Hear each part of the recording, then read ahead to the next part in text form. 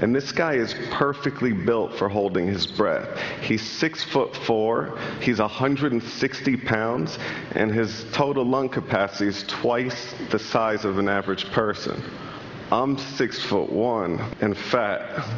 We'll say big boned. I had to drop 50 pounds in 3 months. So everything that I put into my body I considered as medicine. Every bit of food was exactly what it was for its nutritional value. I ate really small, controlled portions throughout the day, and I started to really adapt my body.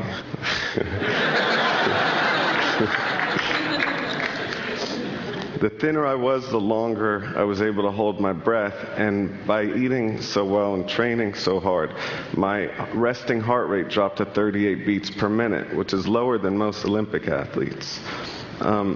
In 4 months of training, I was able to hold my breath for over 7 minutes.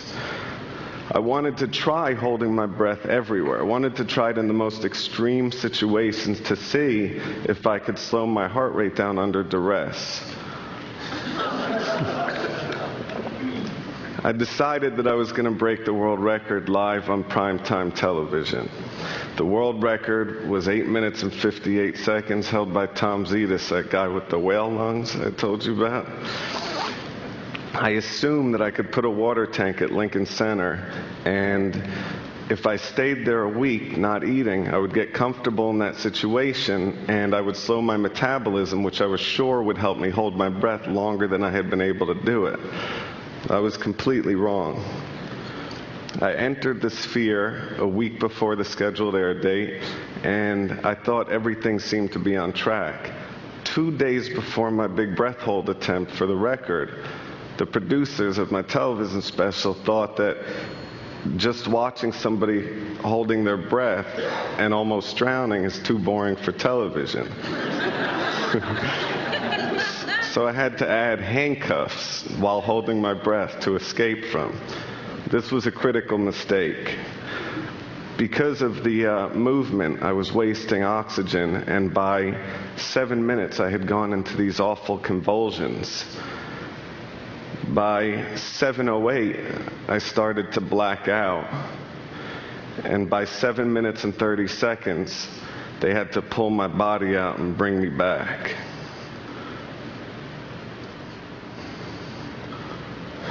I had failed on every level. So naturally, the only way out of the slump that I could think of was I decided to call Oprah. I told her that I wanted to up the ante and hold my breath longer than any human being ever had.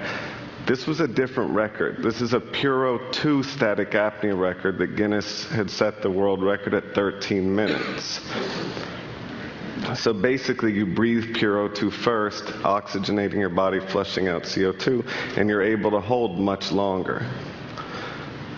I realized that my real competition was the beaver.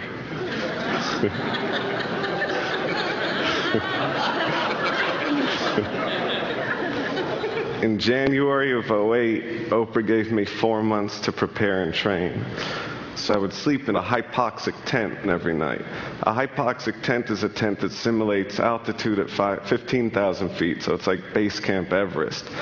What that does is you start building up the red blood cell count in your body, which helps you carry oxygen better.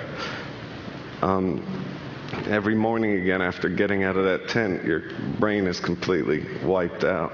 My first attempt on Puro 2, I was able to go up to 15 minutes. So it was a pretty big success. The neurosurgeon pulled me out of the water because in his mind at 15 minutes, your brain is done. You're brain dead. So he pulled me up and I was fine. There was one person there that was definitely not impressed. It was my ex-girlfriend. While I was breaking the record underwater for the first time, she was sifting through my BlackBerry, checking all my messages. My brother had a picture of it. So I then announced that I was going to go for Zetas's record publicly, and What he did in response is he went on Regis and Kelly and broke his old record. Then his main competitor went out and broke his record. So he suddenly pushed the record up to 16 minutes and 32 seconds, which was 3 minutes longer than I had prepared. You know, it was longer than the record. Now, I wanted to get the Science Times to document this. I wanted to get them to do a piece on it. So I did what any person seriously pursuing scientific advancement would do. I walked into the New York Times offices and did card tricks to everybody. So I don't know if it was the magic or the lore of the Cayman Islands, but John Tierney flew down and did a piece on the seriousness of breath holding. While he was there, I tried to impress him, of course, and I did a dive down to 160 feet, which is like, you know, basically the height of a 16-story building.